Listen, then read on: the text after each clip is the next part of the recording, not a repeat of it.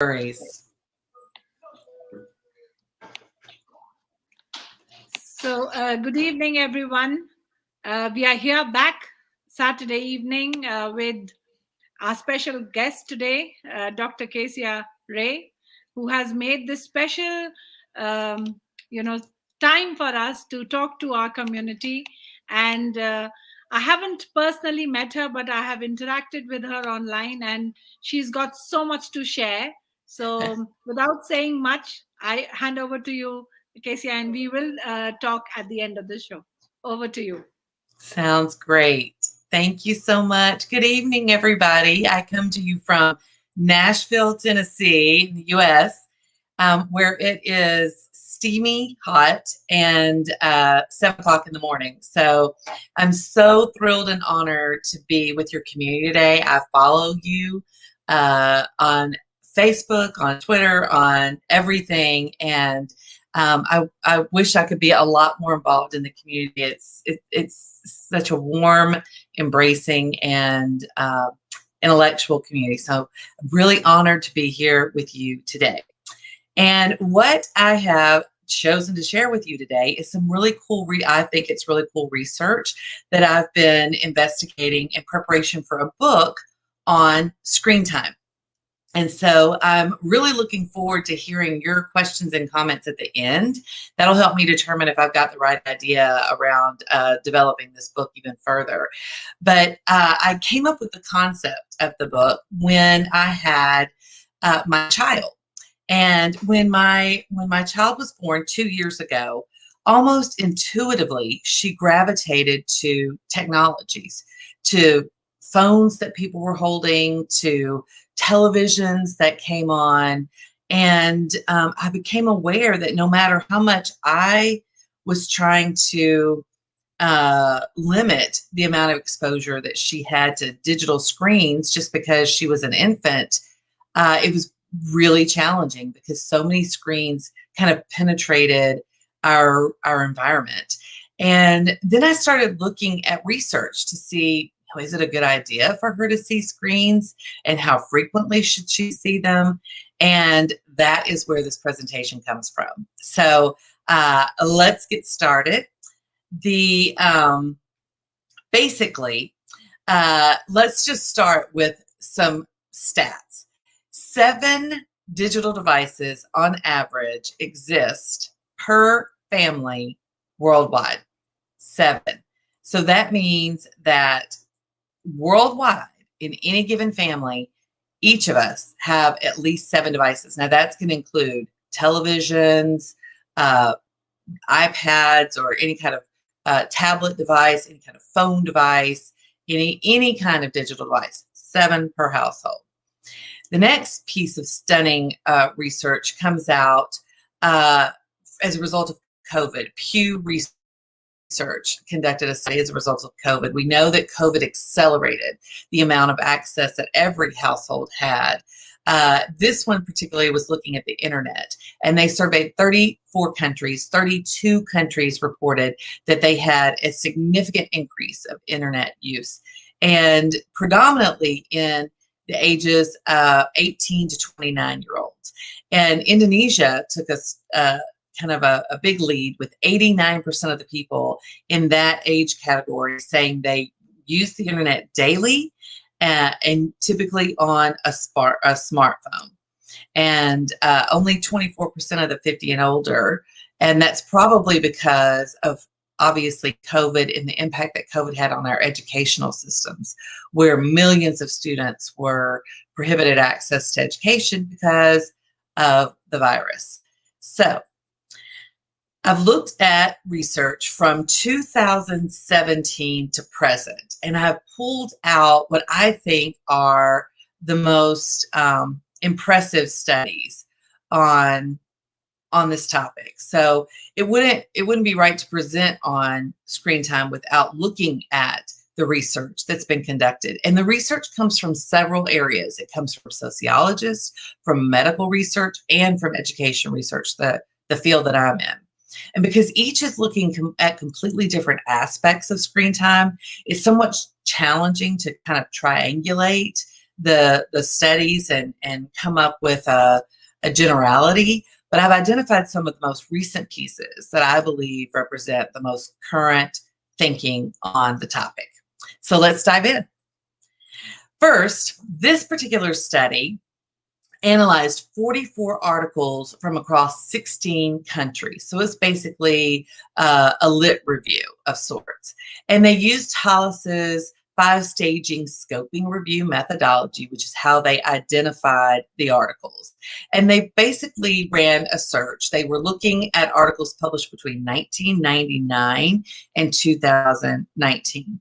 They were looking at either human or animal subjects. And they looked at primary and secondary sources that included research that was, it could have been meta-analysis, it could have been scoping reviews, narrative reviews, etc. And the primary search terms that they used were smartphone, mental health, substance abuse, neurodevelopment, and neurodegeneration. The secondary search terms were social media, anxiety, cannabis, and dementia. Now, each article that they incorporated into this publication, it corresponded to from 1 to 4 of those research questions that were investigating screen time. And the results were pretty stunning. The evidence suggested that there was chronic sensory stimulation via excess exposure to screen time. And that exposure may affect brain development in negative ways. Excessive smartphone use may increase the risk, they found, of cognitive, behavioral, and emotional disorders, in particular in adolescents and young adults, that 18 to 29 category that we saw in the Pew study that had that acceleration of use. The scoping review determined, or a lot of these studies determined, that this excessive use in the younger years could lead to dementia in late adulthood. And that's the first time we've seen that correlation brought out in a study. The scoping review assessed theoretical and empirical evidence for the relationships between excessive screen time and neurodevelopment, learning and memory, mental health, substance abuse, and neurodegeneration. And the findings basically said that the increase of screen time is associated with negative outcomes. And those negative outcomes could include low self-esteem, increased or severe mental health issues and addictions, slow learning acquisition, and an increased risk of premature cognitive decline, that dementia that I mentioned previously. Now, the study came out and said a lot more work needs to be done to inform public policy of excessive screen time use and what that impact is on cognitive and mental health in especially diverse populations. Now, the next study focuses on young children. And this study was published in 2021, and it sought to determine the duration of screen time among 4 and 5-year-old children, and its effect on social and emotional development and sleep reported by caregivers.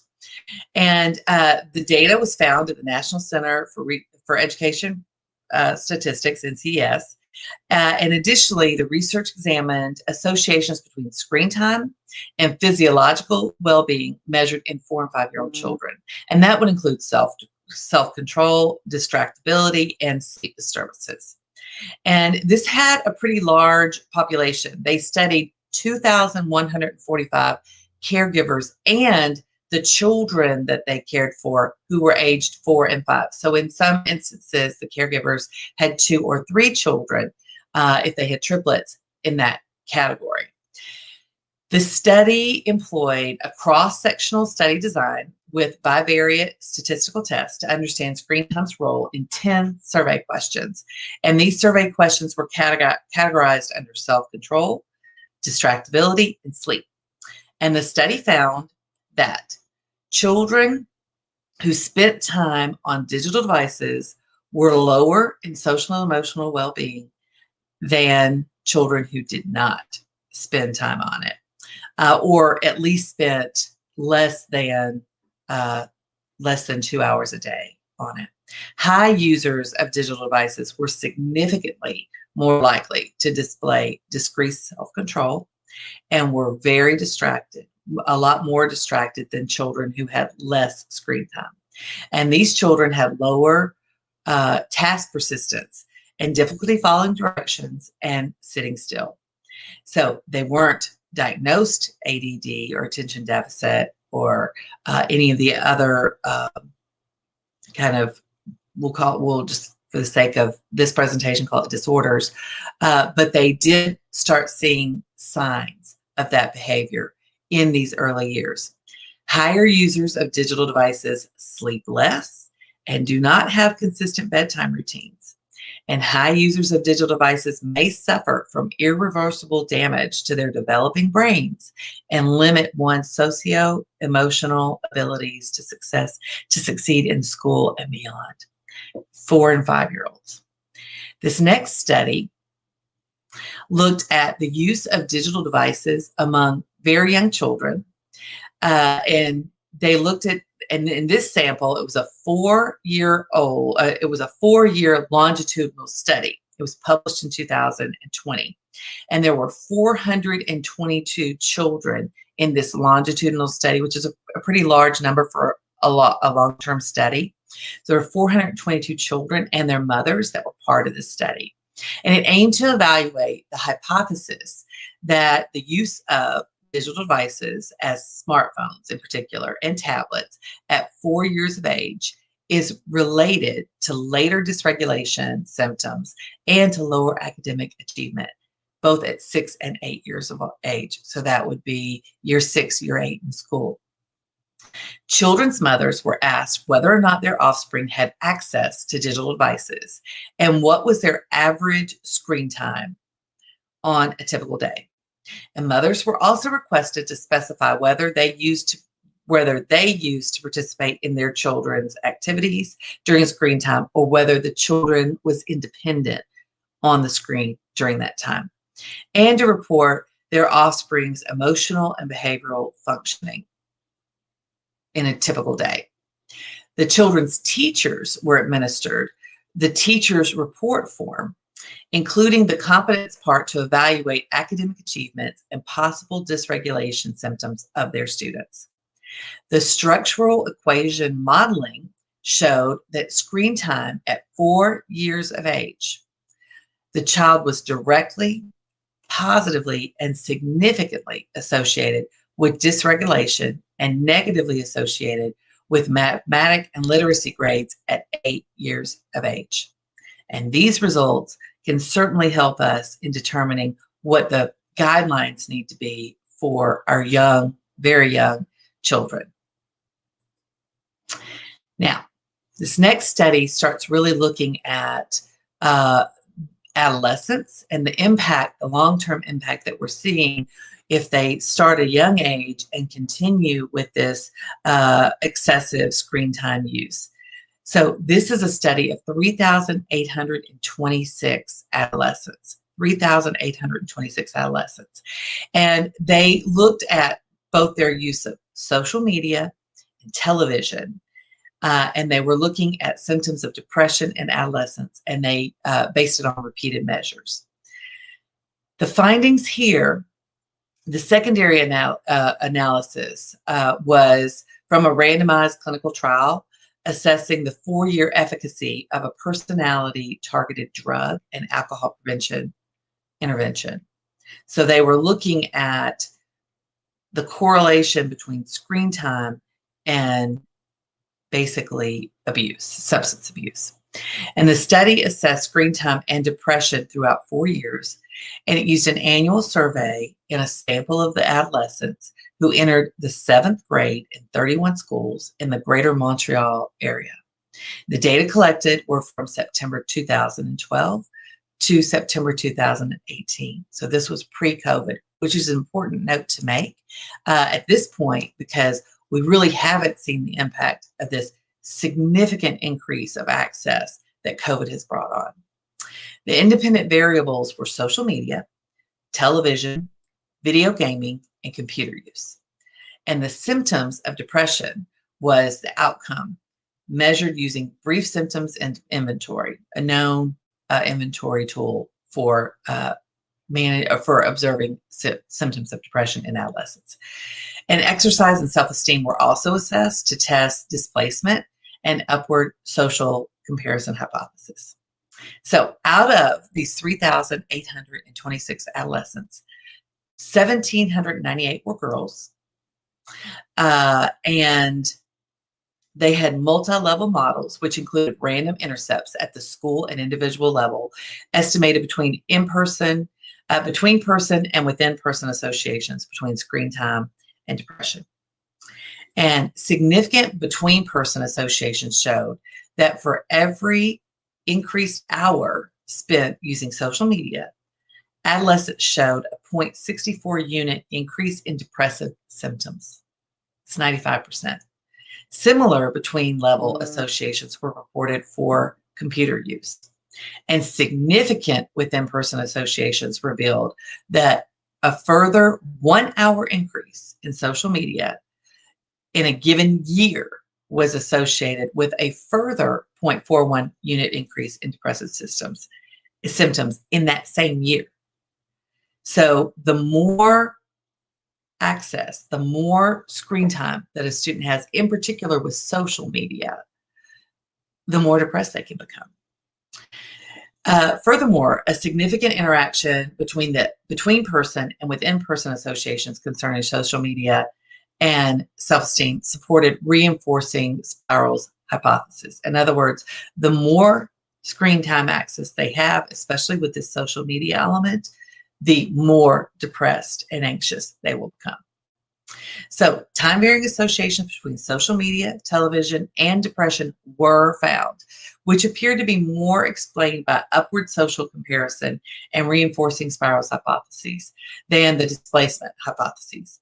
But both screen time modes should be taken into account when we're thinking about preventive measures, guidance on screen time use, and when advising parents on how to interact with their children with screens.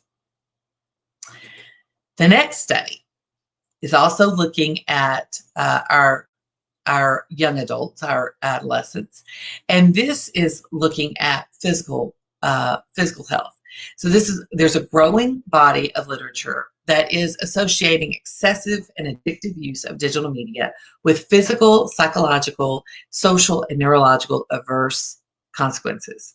And research is focusing more on mobile device use because we're seeing an increase in mobile device use in our learners. Even schools and ministers of education are tending to use more mobile devices than computer standalone devices, which means it's more accessible. Kids can walk around with it anywhere, anytime.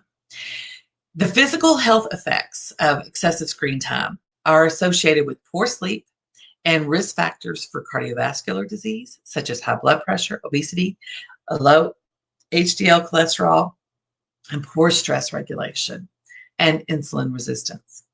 Other physical health consequences include impaired vision, reduced bone density. Psychological effects include internalizing and externalizing behavior related to poor sleep. It's also connected to if they're gaming, how they're internalizing the game and their position in the game. Depressive symptoms and suicidal are associated with screen time, induced poor sleep and digital device night use and mobile phone dependency. And you see that in a lot of preteens and teenagers where if you take their phone, they almost freak out because they've lost that access. ADHD related behavior was linked to some sleep problems, and that goes back to the recent studies that we are seeing with the 4 and 5, 6, 7, and 8-year-olds, right? So we're beginning to see those symptoms in early years, but by the time they're in adolescence, we're confirming that they have been identified as ADHD. Overall screen time and violent and fast-paced content, which activates dopamine and the reward pathways in your brain, are also linked to behavioral issues. Early and prolonged exposure to violent content, this is typically going to be in games, or it could be in media that they're watching on television or other digital screens, is also linked to risk for antisocial behavior and decreased prosocial behavior. Psychoneurological effects, addictive screen time use decreases social coping, and involves craving behavior, which resembles substance-dependent behavior. And you can almost see that in the young children when you introduce it to an infant and take that screen away, and the behavior that infant can display when that screen is taken away can be very combustive, very combustive. A case study of a treatment of an ADHD diagnosed 9-year-old boy suggests screen time induced ADHD related behavior could be inaccurately diagnosed as ADHD. In other words, if the screen time is reduced, then those ADHD behaviors are reduced. So he's not technically ADHD. He has ADHD related behavior as a result of the excessive screen time. Very fascinating study, and that studied preteens. The next study talks about interactive versus passive time and nighttime sleep duration among school-age children. So now we're moving up. We're looking at older children, and this study used age 9 data from an ethnically diverse national birth cohort study, the Fragile Families and Child Wellbeing Study, to assess the association between screen time and sleep duration among 9-year-olds, using screen time data reported by the child and the child's primary caregiver. And the N of this study is 3,269 with 2,770 caregivers. So again, some caregivers had multiple children in this age range. Within the child-reported models, children who watched more than 2 hours of television per day had shorter sleep duration by approximately 11 minutes per night, compared to those who watched less than 2 hours of television. Using the caregiver-reported models, both television and computer use were associated with reduced sleep duration. For both child and parent-reported screen time measures, there wasn't really a statistically significant difference in the effect size across the various types of screen time. In other words, it doesn't matter if you're watching television, using a mobile device, using a computer, the effect is still the same. So screen time from television, computers, mobile devices is associated with reduced sleep duration, specifically in this study among 9-year-olds, using 2 sources of estimates of screen time, the child and parent reports. The next study, you probably didn't know there were this many studies out there. You probably did. This next study is looking at excessive engagement with digital screens and whether it's harmful to children's overall health. And this one, the N was 4,013. So 4,013. These children were aged 10 to 11. So again, moving up just a little bit more. And they were assessed every 2 years. So this again is a longitudinal study. They were assessed every 2 years between 2010 and 2014. And children's screen time behavior was measured using time use diaries and categorized into 5 types: social, passive, interactive, educational, or other. And they used the measures of the children's physical health, health-related quality of life, socio-emotional outcomes, and school achievement as their measures. The analysis plan was pre-registered, and the models were adjusted for gender, socioeconomic status, ethnicity, the number of siblings in the household, and the housing factors. And here are the results. There were linear associations with total screen time and all outcomes, such that more screen time was associated with worse outcomes. However, there was variability when examining the screen time type. passive screen time, think about TV, was associated with the worst outcomes. Educational screen time, using it for homework, using it for schoolwork, virtual learning, was associated with positive educational outcomes and had no negative relations with any other outcomes. Now, I'm going to say that again because this is so important, such an important finding. The passive screen time use, particularly TV, was associated with the worst outcomes. But educational screen time of any type, it could be educational television, could be an interactive educational app, it could be taking an online course, had no negative relations with any other outcomes, any other. So interactive screen time had positive associations with educational outcomes, but negative associations with other outcomes. In all instances, the statistical significant associations were small, with standardized effects at less than 0.07. But it's still it is still an association, right?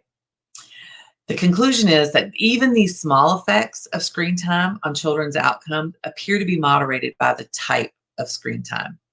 And policymakers, educators, parents should consider the type of screen time when considering the benefits and the harm.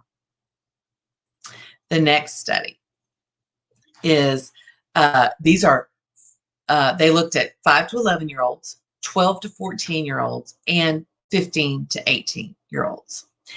And this study was looking at the correlation between screen time and green time, being outside, exploring nature, having physical activity. And the combination of high screen time and low green time may affect mental health and well-being. The study resulted in 186 eligible studies. So they cast a wide net for their participants, but ended up with 186 eligible studies that they incorporated into this final study.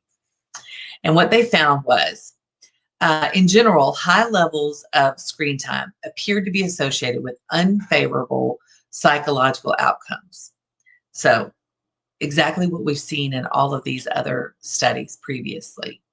But green time were conceptualized and measured, they had positive or favorable psychological outcomes, which to me makes a lot of sense.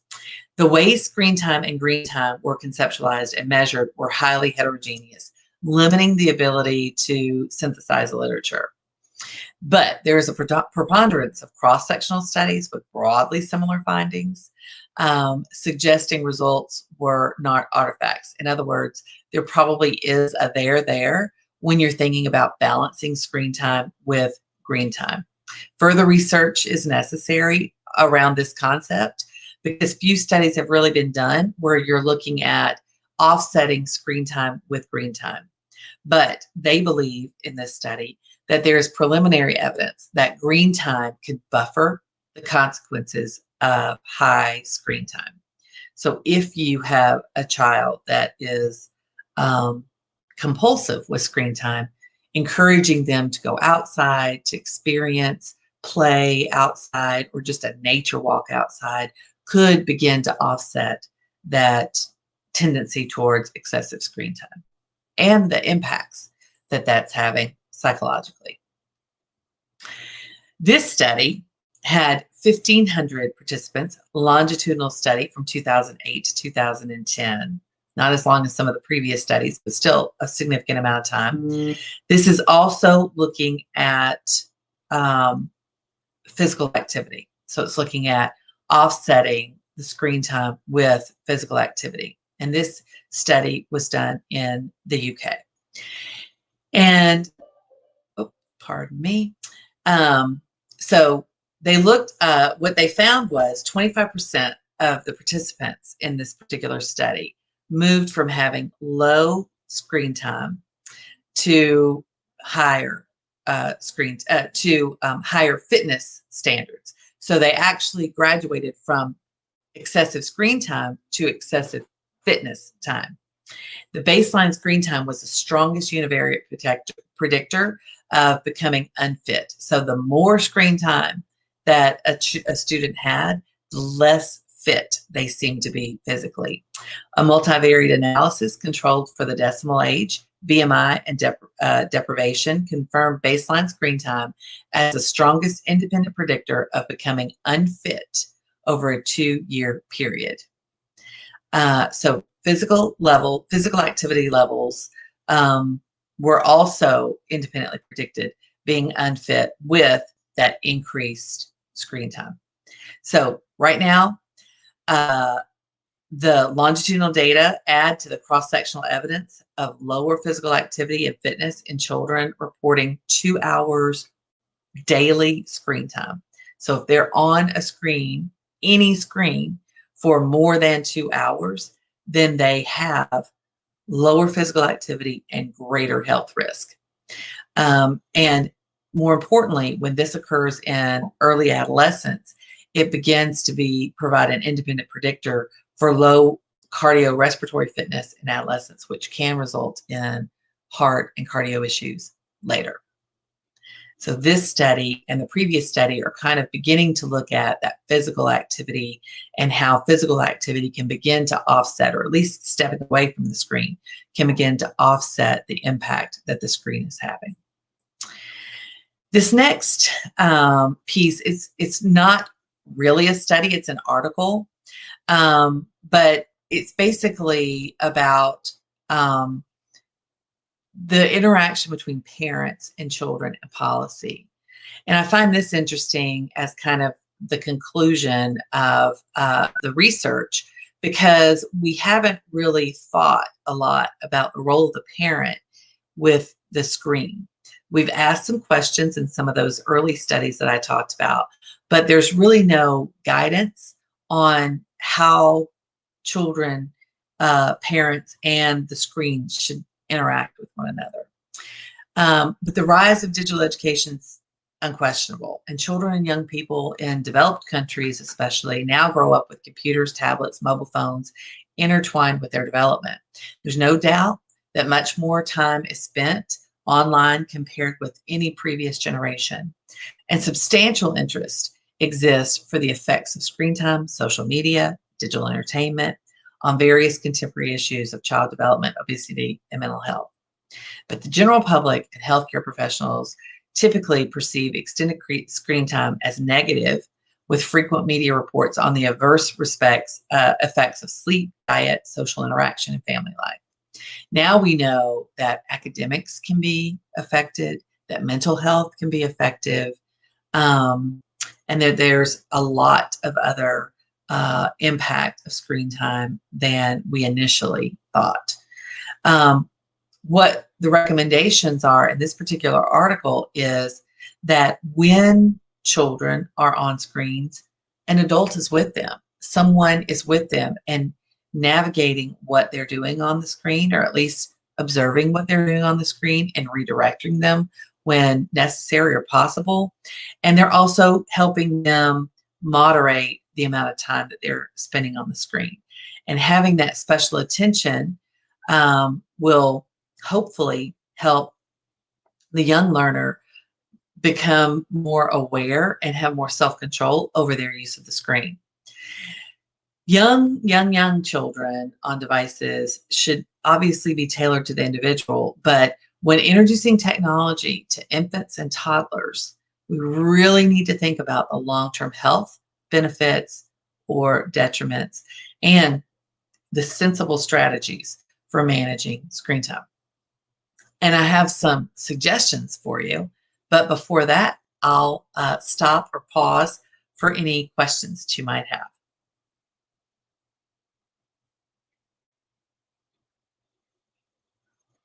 Okay. So let's look at the guidelines. So hi. Now, sorry.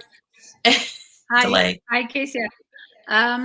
There are a few people who are messaging me, Oh, okay. not online right now, and they want a few, questions answered. So it would be Okay. nice if we can take them now. Absolutely. When we look at your research, the very beginning was, getting a little depressing for educationists to know. I know. Oh my God, I know. You're like, screen time is oh, not good. Yes, screen time's a little scary, and screen time something which is having so many negative effects.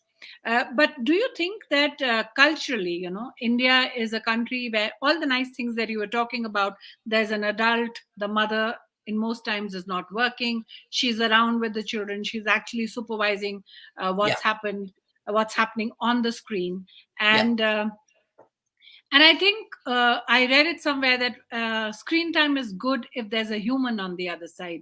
yes, And I feel that our teachers are doing a great job in India. And yep. there are quite a few cities which are not going to open up in the near future. So, what do you think about the cultural variables being in India? Do you think Mhm. if we do a research like this, would we also find something like what you did, or what will our outcomes be different? I think for the younger ages, I think the outcomes will be different. I think for the older ages, because it's really challenging for any adult to connect sometimes with the older, let's just say the teenage years, and they're going to access it without a parent, whether we know it or not. So I think that the kind of the turning point is going to be those teen years. And I think that's going to be more generalized across probably all countries. I do think, and there's a lot of research that says when you have a parent or a caregiver present with the child, you don't have to be, telling the child what to do. But when you're Hmm. observing and redirecting and saying, you've had enough time on that. Do you really need to be on that? Let's check, let's move to this. That has less of an effect than when they're independently on it and have no supervision. The Hmm. other piece, the other study that I found only one, but I am digging for more, and I'll just have to do it myself if I can't find it, is that educational content. Hmm. So we found in that one study that when they are learning, when they're turning on that part of their brain, that it has no negative impact. Okay. It's the social media, it's the passive, watching of television, it's the passive gaming, and when the games are educational or stimulating those learning pathways, then there's no impact, there's no effect. But when they're violent or when they are passive, then there is an impact. So I think it's going to help that research in and of itself, if we can find more or do more, is going to help us understand the constructive aspect of screen time and the things that we can do to use the screens in a way that's actually going to help our students. It was very encouraging to me to find, I mean, as a 30-year technologist, I was like, oh my gosh, my career Yes. is over. But Yes. then I found, no, in education, it shines. So really what my new goal, and this is what I hope my book will do, if I can find a publisher, because I'm going to tell you, it's such a controversial topic that I've gone to 7 publishers so far. Nobody wants to pick it up. Matter of fact, one said you should just self-publish because it's really risky. But it's Mhm. so important for families to know how to interact with their children on these screens. Here in the US, I see parents using devices as babysitters. I can't tell you how many times I'm in a store or a restaurant where a child comes in, family comes in, they're at a family dinner, they come in, they set the child up at a table with a device in front of them before they've even ordered a meal. And there's literally no conversation with the child for the whole meal. The child is completely consumed in that device their entire meal. And the family is okay with that because Mm. the child isn't disruptive. So that is not okay. And that is something that I think we need to do a much better job of. I do think in India, with the cultural focus that you have on family and unity, that we'll see less of that. But I think that kind of linchpin age is going to be 13, 15, 18, where they start becoming more independent and having a mind of their own and kind of doing things more on their own. And we have less of an ability to kind of look over their shoulder and see what they're doing. That's true. That's true. But what you talk about, using mobiles as babysitters is something that's true for us also in the metros, in the cities where, both the parents are working and they go out for a meal, or, they want to talk to each other. So the baby's with the phone. So we do see instances like that as well. But you are right that when we are in that adolescent age and we want those many likes on our pictures and on what we've been doing, there is a lot of peer pressure, and there is also the eagerness to be liked by people, your own peer group. So yes, so when the parents are not looking, we could be leveraged with whatever you said, whatever country in the world. And I presume you are going to give us some solutions, so I'll let you get on with that. Yes. Well, I hope I am. Yes. So there are some guidelines. The World Health Organization has developed some guidelines for screen time. Now, I have found that these are not well advertised. A lot of people aren't aware of these screen time guidelines, even though they were published in 2019. So, which is a little late to publish them, but I think that's when the research kind of started coming out, that you really needed to be aware of how much screen time was taking place. And most of the studies have happened between 2015 and 2020 on this particular topic. So I think as screens have become more prevalent, people are getting to notice and study. It takes a long time for these studies to get out and published. So, and then once they are, we can have guidance and policy. I'm thankful to the World Health Organization for recognizing this as a need and putting some parameters out there. So, number one, under 18 months, the only type of screen time that they should be having at under 18 months is video chatting with a relative. That is it. Now, my child, I will use her as an example. My mother is her only living grandparent, and she lives in Atlanta. She lives 4 hours away from us. And so if we didn't video chat with her, she would have no relationship with her, because especially because my child was born 5 months before COVID hit. So we couldn't travel, we couldn't do anything. It was unbelievable. And nobody knew what anybody else was exposed to. So everybody was like total lockdown, especially when you have a new child. So if she hadn't have video chatted with her grandmother, she wouldn't have known her. Now, here's a very interesting, super personal slant on that. We video chat the first year of her life, so she would know who her grandmother was. When it became possible for us to travel and for my mom to come here to visit, she didn't recognize her. My mom had to get on FaceTime in the very same room with my child and show her that she was the same person. She didn't make the connection that this is my grandma. And until she did that, she was crying, afraid, didn't want her to be held by her. Unbelievable. And that was stunning to me. And that, my friend, is when I decided I got to write a book on this, because that was compelling to me, that she related with the video image of my mother, but not the physical image of my mother. And again, like I said earlier, I think COVID is changing some things. I think we're going to have a whole other study of the children that have been born during this time and what has transpired for them, not necessarily on screen time, but just in general. Toddlers, so that's 18 to 24 months.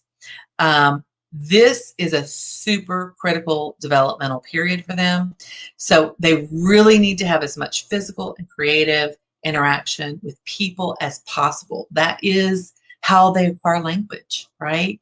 So the more interaction they have with people, and conversations they participate in, even if they're not talking, that they're present in a conversation with adults or peers, is the best, right? If they do get screen time here, you've got to co-watch. I personally would say co-watch all the way up. And I have a 26-year-old too, and I try to get on. I try to micromanage him, as he says. So I'm like, if you live in my house, I get to micromanage you. So we co-watch high quality educational content with them and help them understand what they're seeing, and limit the total exposure. That's total. That's television, mobile, iPad, glancing on something as you're shopping, all of that, less than an hour, no more than an hour of any kind of content between 18 and 24 months. Very, very critical. Another personal story, because you can tell I'm super fascinated by this topic. My little one has a cousin who was born 2 months after her. So 8-10 weeks difference between the two girls. One, we have very limited screen time. We adhere to these requirements. She has less than an hour. She watches Clifford, she watches Dinosaur Train, and she watches Spider-Man because her dad loves Spider-Man. Wouldn't have been my choice, but whatever. So those are the only 3 things, as far as she is concerned, those are the only 3 pieces of media that exist in the planet. She looks at she looks at videos that we take of her. I did find some studies I didn't include in here, but I did find some studies that that's actually a developmental asset to take video of the child, especially when they're behaving in a positive or negative way, and then talk to them about, what is Ella doing? Why is Ella behaving like this? What could Ella have done differently? And help them manage their behaviors better. That works so well in when they start having their little tantrums, pretty close to 24 months. But Riley, her parents both work, like you were saying a minute ago, they both work. They're younger. I'm 53 with a 2-year-old. She's 36 with a 2-year-old. And they spend a lot of time. She spends a lot of time on the screen. She has acquired no language. At age of 2, she does not speak.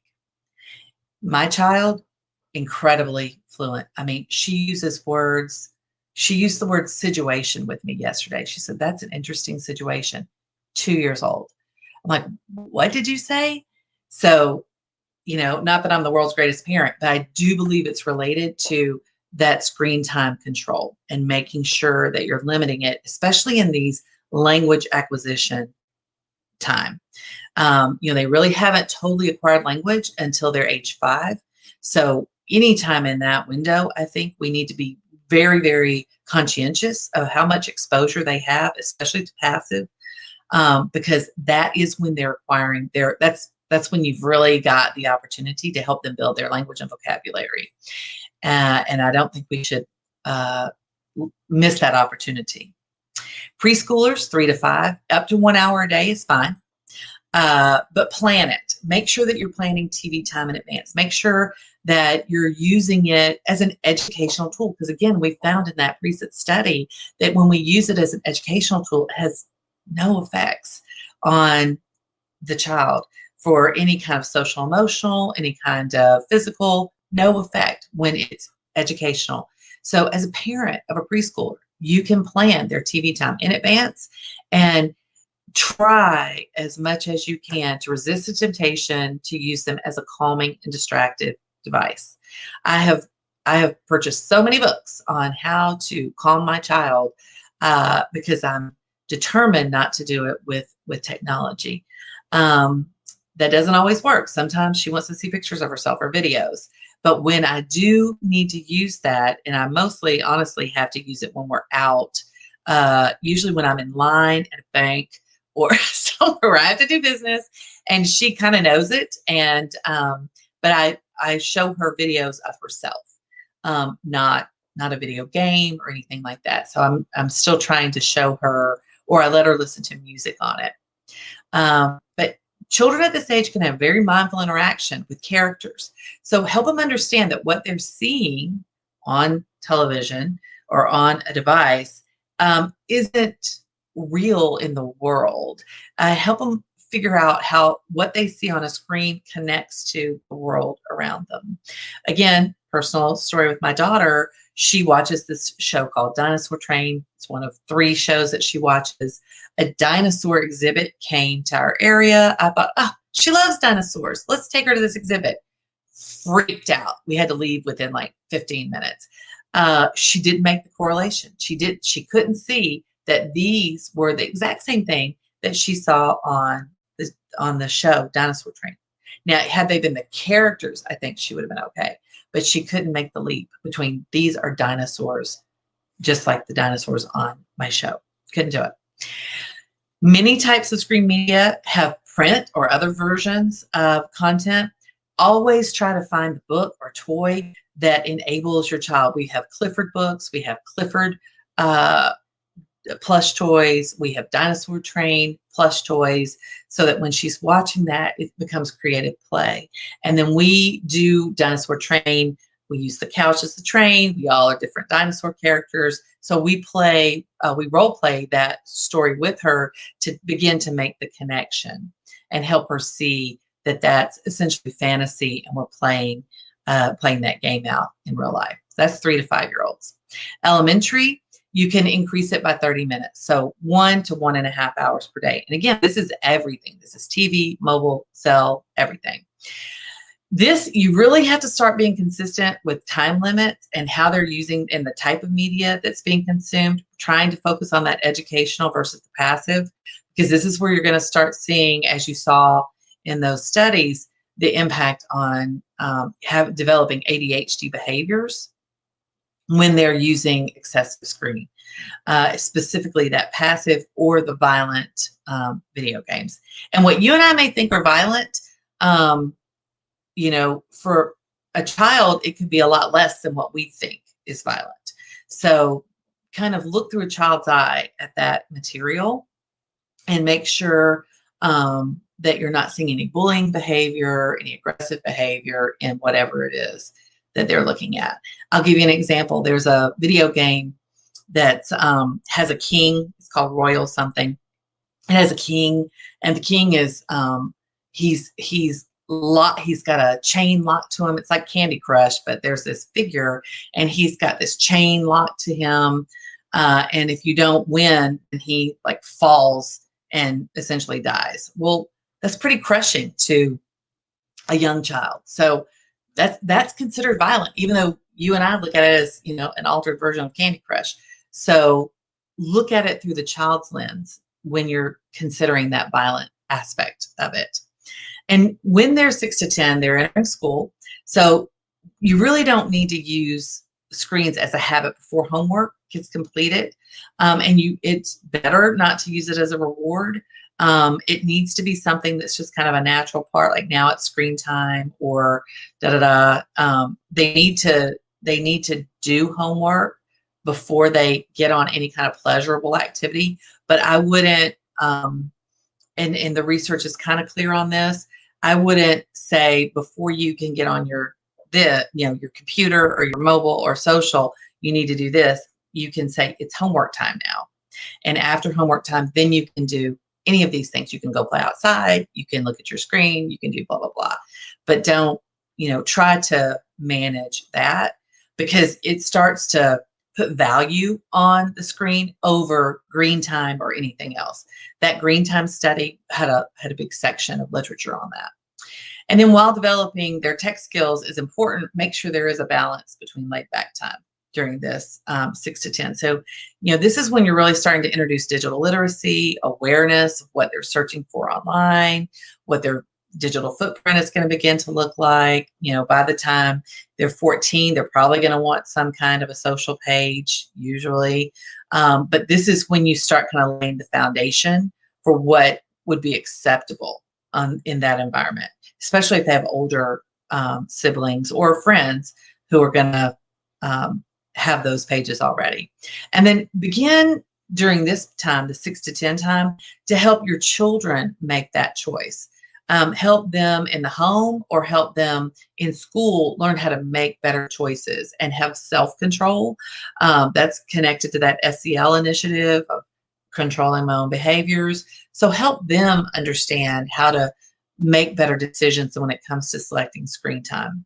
And then make sure that media doesn't take the place of sleep. All the studies that reference the sleep aspect reference, even for adults, not to watch any kind of media within 2 hours of going to sleep.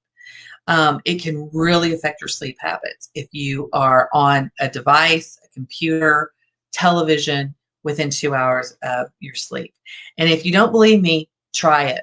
Try to go without screen of any kind 2 hours before you go to bed and see how restful you sleep that night. I've done that. I don't have that habit. I'll have to tell you. I always have to check. I want to check right before I go to bed and see if any emails have come in that I need to put on my calendar for the next day. But the times that I have tried to be diligent with that 2 hour window have been some of my best nights of sleep. So think about that. And then think about physical activity during this window too. 6 to 10 is when we also develop our habits for physical exercise and health and wellness habits. So try to emphasize those habits during this age time as well. Middle school, they can have 2 hours a day, but this is when they're going to start getting into busier schedules. They've got probably a lot more extracurricular, hopefully sports or chess or other activities to participate in. So they're not going to hopefully be so focused on screens, but it is up to parents and educators to help them understand balance and what balance means. Help them also figure out how to manage a video game. If they're going to play a video game, help them learn how to interact with it and how to be dependent on it. My son, who's now 26, when he was in his middle-aged years, he really wanted to be on his Xbox a lot. And we put restraints on it. We're like, listen, you can't spend all that time on a video game. It's not conductive. You're not doing anything. And that was well before these kinds of guidelines came out. But try to help them understand the benefits of moderation and what is helpful for them and what is hurtful for them. And help them to kind of learn, I've had too much. I've been playing this game too much. Teach them how to use the timer on their phone or mobile devices so that they can actually time themselves on their use of the screen. And then anyone over that is considered adult. So once you get to 14, in digital land, you're an adult. And that's going to be 2 hours a day is still going to be the recommended. Any kind of communal activities with family that engage, kind of positive interaction is great. Having a theater night is great. You can put on a movie. You can go to a theater and then you can talk about it afterwards. You can talk about what movie you're going to watch before, but make it a communal activity. Those are positive. Making sure you balance it with physical activity, going on walks, going on bike rides, going to the park, do things with your children, and even in a classroom that are physical activities, not everything geared to either text, print, or digital. And then model the type of behavior you want. I use this as a superintendent, as a principal, and as a parent. Model the type of behavior you want. I tell my husband and my son, look, we're limiting her screen time. We have to model that. When we come to the table to have a family meal, don't bring your phones. Don't bring your phones. Now I'm just taking their phones because that's not a time to look at your phone. We're so inclined to use the phone as like an information resource. So when somebody asks a question, you're like, oh, let me look it up. But what the child sees is you're diverting your attention from me to a device. So I no longer have value to you. And that's a horrible message to send to a child. So be cognizant of the amount of time you as an adult are spending on your devices in front of your children. That goes for teachers too in the classroom. So consistent conversations about appropriate amounts of screen time with your family, with your children, and then model it, and then have media free time. It can be the dinner table, the car, whatever you want to do to achieve balance. And these are the guidance for physical activity that the World Health Organization has put out, just so you can see 12 to 16 hours for 4 to 11 months of age is, necessary for them to really thrive. So pay attention to that. And then this is just balancing screen time with instruction, prioritizing video conferencing. That's my favorite mode. Have intervals. Don't do anything more than 20 minutes at a time. Make sure that you're using blended learning or flipped learning strategies, and take advantage of other media platforms. I mean, paper's still pretty good. It's the first technology that we started using. So that's with kind of teaching. And then at family, for the family aspect, just designate certain times as no screen time. My personal favorite is dinner. I mean, that should be conversation. That is when children develop their literacy. It's when they're in conversation with their family. So no screens in bedrooms, no TVs in bedrooms, nothing in a bedroom. Limit that access so that they can sleep. Make sure they're developing healthy sleep habits, routines for outside play, family walks, parameters on gaming. Make sure you're approving as a parent all the games that they have. We still kind of do that all the way up. And then anyone under 14 should have, preferably no digital footprint, but if they do, parents should always approve it. And then first and foremost, model this for your children. You be the example that you want to see in your child. And here's my contact information. So if you want to get in touch with me, if you want a copy of this presentation, if you want me to share this with your faculty or anybody, group that you're part of, this is how you can get in touch with me, and I'd be honored to be part of your community. That was really, really in-depth, Kecia. That was superb information for all of us. And I think the COVID has really gotten us to think about screen time. Not very many people were thinking about it before, but a lot of educators, a lot of schools have started thinking about what would be the right balance. And I think you have given them a lot of information today to take away and use in their timetabling of what they do with the children during the screen time. Also very reassuring to know that educational activities on screen are something that have had positive outcomes, and that is something we would like to take away from this session here today, saying that this is something that we are doing, and I think going to be doing all of this academic year. Our academic year finishes in March next year. So a lot of the schools will continue doing online classrooms. We are also starting hybrid learning in some of the states of India. Okay. So well, if they need to use that study to make their point, because I know in the states that we've gotten pushback on that, and because some parents are saying, well, we don't want our kids, I think part of it is they want their kids to have access to screens at home, but not at school, because that's not how they had school. And so I've used that study with a lot of school districts, especially New York City and Los Angeles Unified, and it squashed the parents' reaction. They were like, oh, so education content is good. I'm like, yes. Yes, I know. And I think it's also about the need, the situation, the environment. There's so many, factors which come into play, and we have to look into those as well. Something which works in Delhi might not work in a remote area in India. So, and we are different. We are different people, 10 kilometers. Whether you go east, west, north, or south, we change. Our language changes, our dialect changes, the way we dress changes. So India is a really, really diverse country, and it's difficult to pin down what exactly is the need for any kind of, like, for instance, the screen time in that particular area. So thank you so much, Kecia, for Absolutely. joining us. And I'm really grateful that Ella came into your life and has done all this research. All this research has been done because of her. So God bless her, and may you continue to keep deep diving into research, and that will be such a help for people like us in this community in India. Thank you so much once again, Thank and you, we my will see friend. you soon, and Okay. see you on our Facebook page as well. Absolutely. Thanks so much for having me. Okay, bye bye. Bye bye. Bye bye.